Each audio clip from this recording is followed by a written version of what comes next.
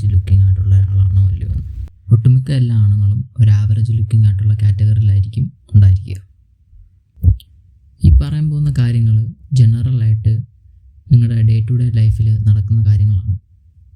This is definitely not bullet proof and there will be many exception to this. So okay, ആദ്യത്തെ point എന്താ നോക്കേണ്ടതെന്ന് വെച്ച് കഴിഞ്ഞാൽ facial expressions ആണ്. അടുത്ത പ്രാവശ്യം നിങ്ങൾ എന്നാ ചെയ്യേണ്ടതെന്ന് വെച്ച് കഴിഞ്ഞാൽ ഒരു ഗേള് നിങ്ങളെ നോക്കുമ്പോൾ നിങ്ങൾ അവരുടെ ഫേഷ്യൽ എക്സ്പ്രഷൻസ് ഒന്ന് ശ്രദ്ധിക്കുക. ഇപ്പം നിങ്ങൾ ഒരു ആവറേജ് ലുക്കിംഗ് ആണെങ്കിൽ അവരുടെ മുഖത്ത് വലിയ ഭാവവ്യത്യാസങ്ങളൊന്നും കാണില്ല, ന്യൂട്രലായിരിക്കും.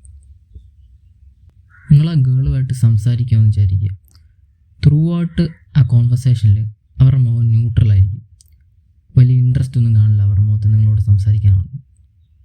ഇപ്പം നിങ്ങൾ അവരോട് ഫണ്ണി ആയിട്ടോ ഇല്ലെങ്കിൽ എന്തെങ്കിലും ഇൻട്രസ്റ്റിംഗ് ആയിട്ടൊരു കാര്യം പറയാമെന്ന് വിചാരിക്കുക.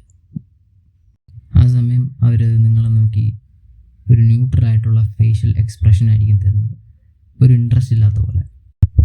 അതുപോലെ തന്നെ ഇപ്പം നിങ്ങളൊരു ഗേളിനെ നോക്കി സ്മൈൽ ചെയ്യുകയാണെങ്കിൽ, ഒരു ആവറേജ് ഗായ് ആണെങ്കിൽ അവരൊന്നെങ്കിൽ അവർ മുഖം തിരിയും, അല്ലെങ്കിൽ ഒരു ചെറിയൊരു ഇൻട്രസ്റ്റ് ഇല്ലാത്തൊരു സ്മൈലായിരിക്കും തരുന്നത്. ഭൂരിഭാഗം കേസിലും അവർ മൈൻഡ് ചെയ്യാറില്ല, തിരിഞ്ഞു നോക്കുമായിരിക്കും ചെയ്യുന്നത്. അടുത്തത് ഡേറ്റിംഗ് ആപ്സ് ആണ്. നിങ്ങൾ ആവറേജ് ലുക്കായിട്ടുള്ള ഒരാളാണെങ്കിൽ നിങ്ങൾക്ക് വല്ല 1 or 2 വല്ല മാച്ചേ കിട്ടത്തുള്ളൂ. അതും നിങ്ങൾ കേരളത്തിലാണെങ്കിൽ അതുപോലും കാണില്ല. വല്ല ബാംഗ്ലൂരോ ചെന്നൈയിലോ അങ്ങനെ വല്ലയിടത്താണെങ്കിൽ ഞാൻ പറഞ്ഞത് ഈ 1 or 2 or 3 വല്ലതും കിട്ടിയെന്ന് വരാം. കാരണം എന്നാന്ന് വെച്ചാൽ മെൻസാണ് കൂടുതലും ഡേറ്റിംഗ് ആപ്സ് യൂസ് ചെയ്യുന്നത്, ഗേൾസ് അധികം യൂസ് ചെയ്യാറില്ല. കൂടുതലും ആവറേജ് ലുക്കിംഗ് ആയിട്ടുള്ള ആണുങ്ങളാണ് ഡേറ്റിംഗ് ആപ്സിലുള്ളത്. കാരണം അവർക്ക് ഔട്ട്സൈഡ് അവർക്ക് ഗേൾസിനെ അട്രാക്റ്റ് ചെയ്യാൻ പറ്റത്തില്ല. അതുകൊണ്ട് തന്നെ അവർ ഡേറ്റിംഗ് ആപ്സ് യൂസ് ചെയ്യും. ഡേറ്റിംഗ് ആപ്സിൽ ഉള്ള ഗേൾസ് അവർ ബെസ്റ്റ് മാത്രമേ അവർ ചൂസ് ചെയ്യത്തുള്ളൂ.